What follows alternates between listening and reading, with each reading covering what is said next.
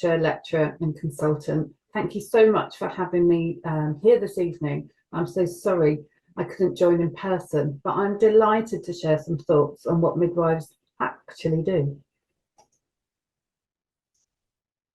And for me, when pondering on tonight's theme, it made me really think about what do midwives do when so often it might not look like anything at all. And it brought to my mind the parallels of good, excellent even, midwifery care so often mirrors that mothering or early days parenting and life with a newborn, where it doesn't seem to look like you're doing much, but yet you're doing so much. And for me, and hopefully some of you have read this amazing pioneering book from Naomi Stadlen, it's an absolute must read. And this really has that parallel between that I'm mentioning here now. So what do midwives do, especially when it sometimes looks like nothing?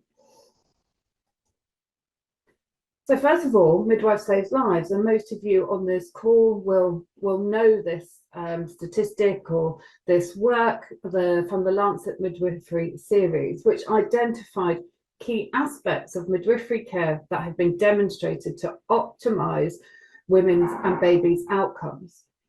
And here we can see midwives can optimize over 56 maternal and neonatal outcomes, including reducing mortality, stillbirth, and neonatal death.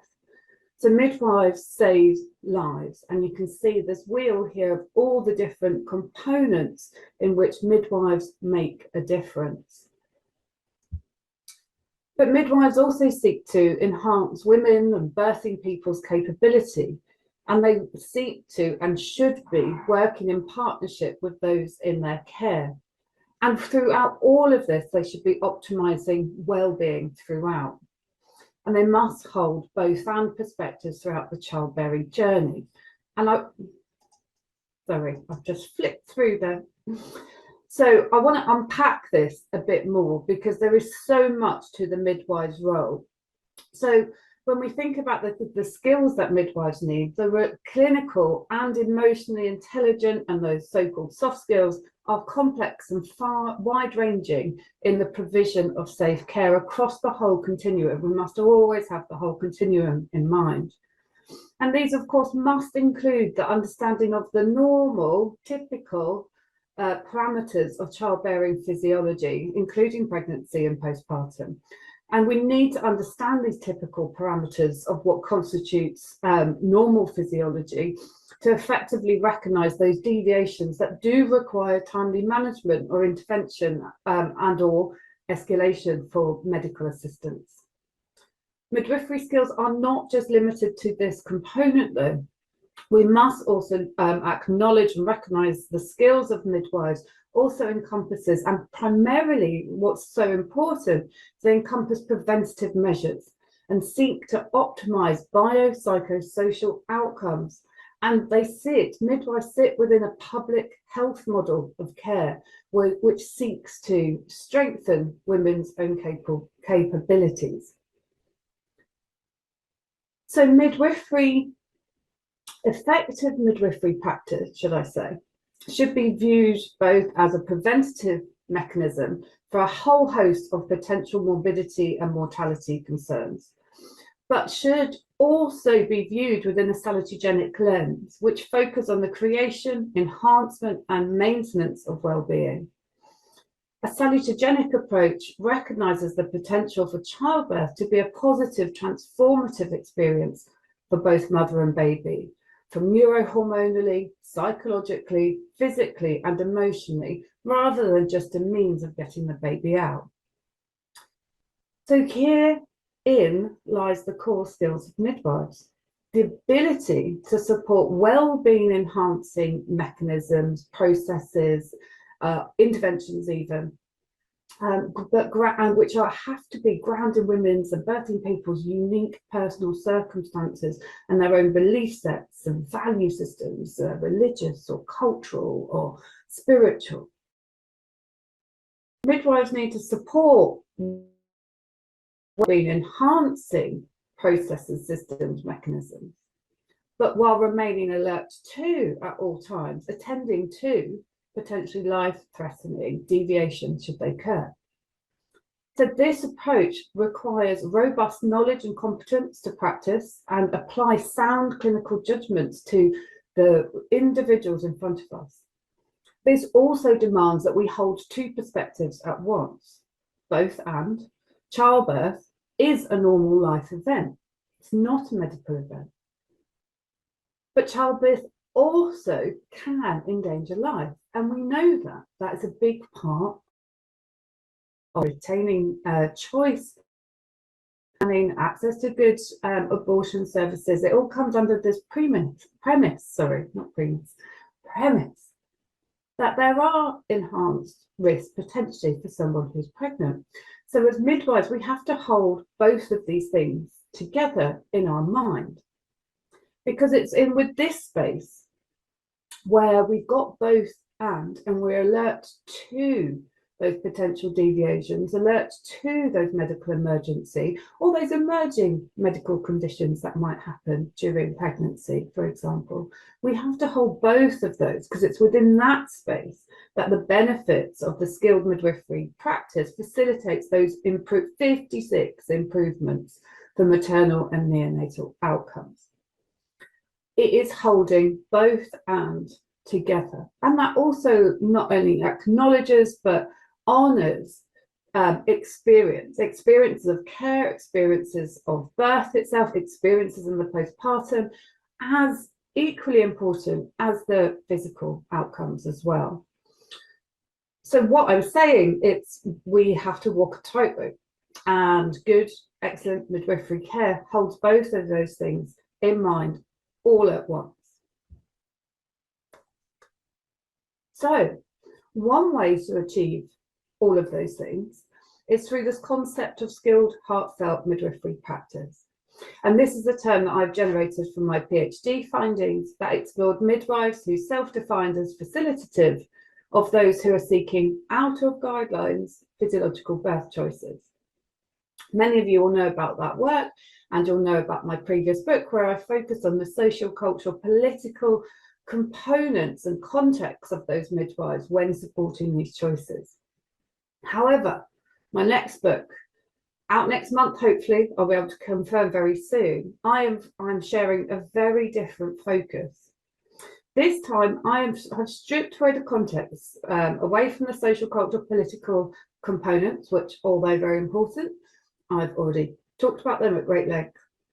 This time, I've stripped all of that away so I can get closer to the attributes, qualities, skills, and actions of those midwives within the midwife-mother relationship context.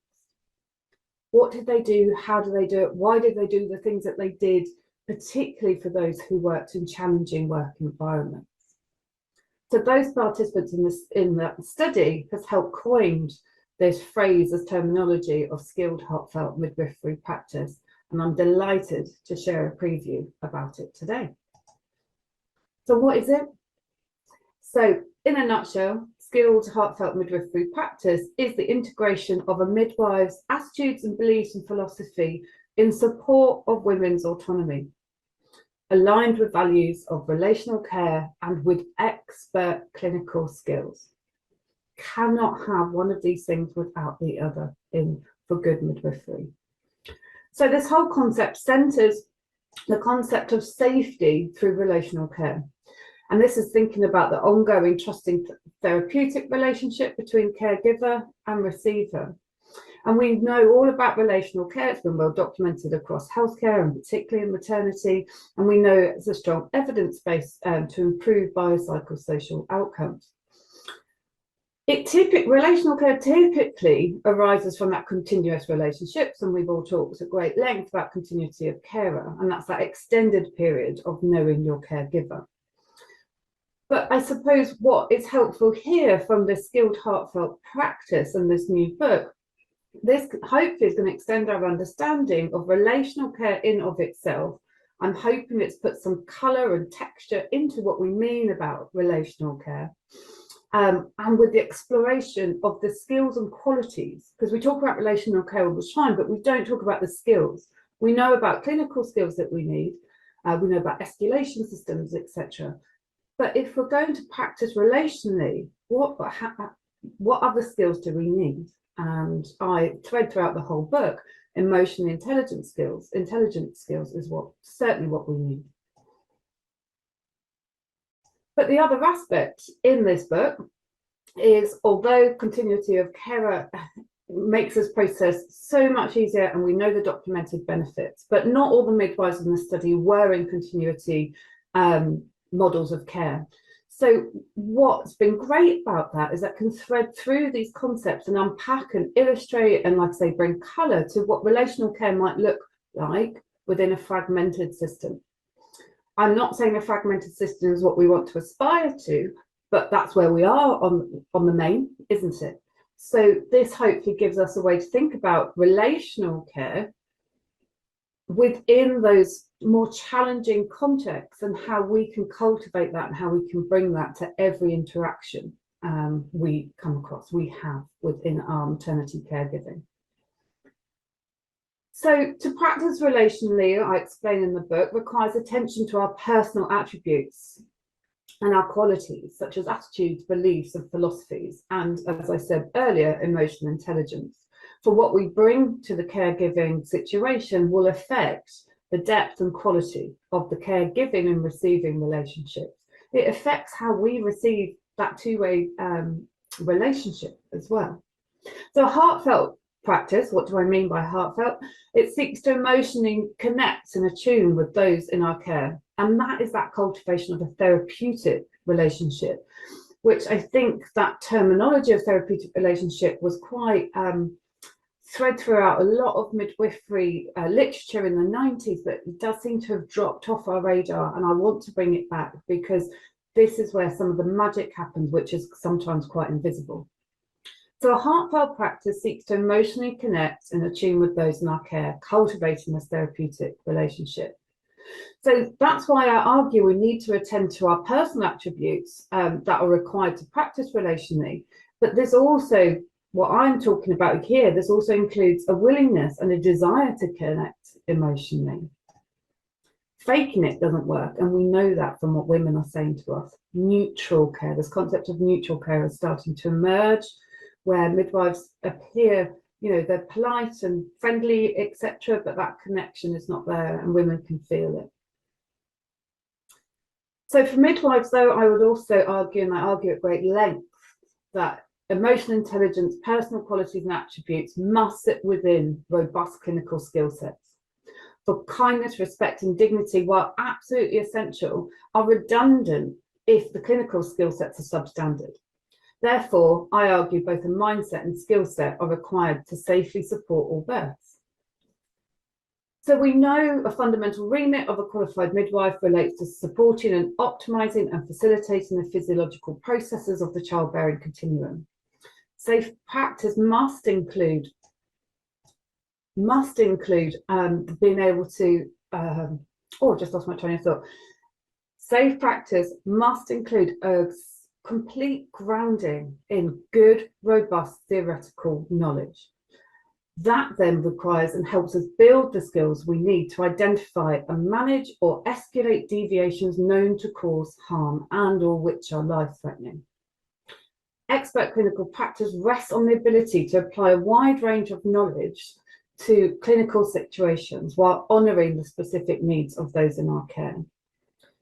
It does not rely on a rule-based approach, or as you've heard me call this before, a guideline-centred approach. It must rather, this approach, skilled heartfelt practice, utilises an evidence-informed approach based on the core principles as per David Sackett all that time ago in the 90s, which is based on the core principles of patient preferences and clinical judgment and the latest evidence. We have lost our way with evidence-based medicine, in my opinion. So expert clinical midwifery care practices and applies a judicious approach to care. So we don't want to intervene too quickly and we don't want to intervene too late. Both are equally important, and we know that from the evidence.